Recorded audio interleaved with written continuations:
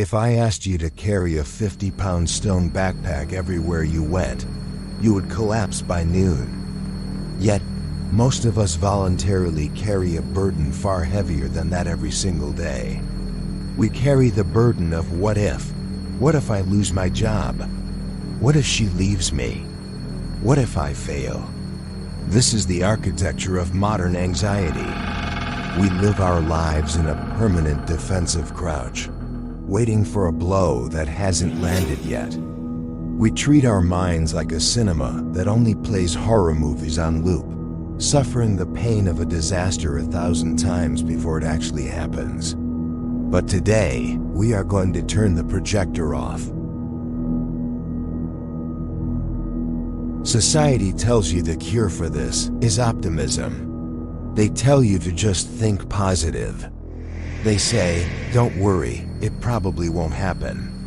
This is weak advice. It is fragile. Because deep down, your brain knows the truth. Bad things do happen. People do get fired. Markets do crash. When you rely on hope, you are leaving your peace of mind in the hands of fate. The Stoic does not rely on hope. The Stoic relies on preparation. We do not hide from the darkness. We stare directly into it until our eyes adjust. This brings us to week 2 of the Stoic ledger.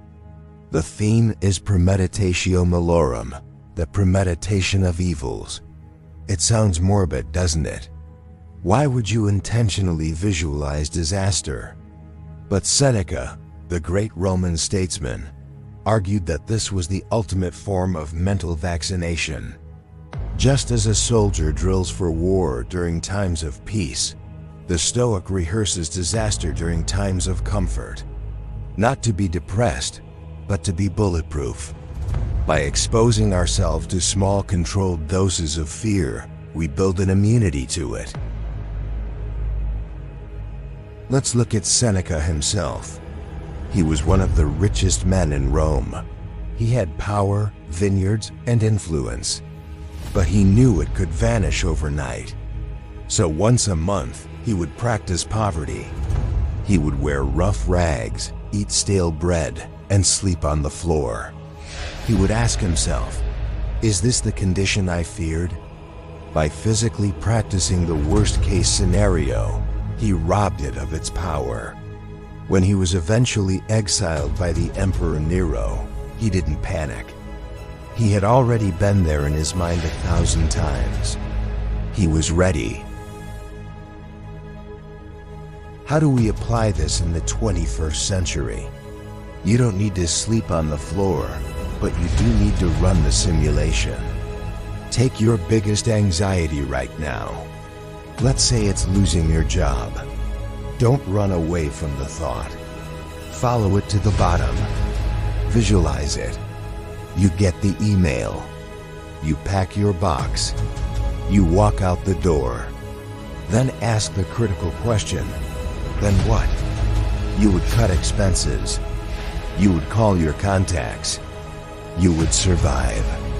Suddenly, the monster in the closet isn't a monster anymore.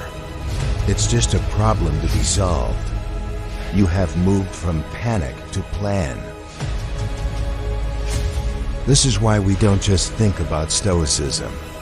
We write it down. In the Stoic ledger, this technique is built into the morning routine. When you open Volume 1 to Week 2, you are forced to confront your main event. You identify the thing you are avoiding. You write down exactly what is in your control, your effort, your preparation, your words. And you explicitly write down what is not, the outcome, the opinions of others, the result.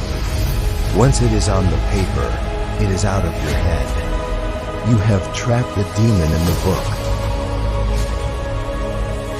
When you practice this daily, something shifts. You stop walking through life like a victim waiting to be hurt, and you start walking like a warrior who is ready for anything. You become dangerous to fate, because if good things happen, you celebrate. If bad things happen, you are prepared. You cannot lose. If you are tired of being controlled by what-ifs, it is time to start the protocol. Volume 1 of the Stoic Ledger is available now. It guides you through 13 weeks of this exact mental architecture, from the dichotomy of control to Premeditatio Malorum. Stop hoping for an easier life. Build a stronger mind.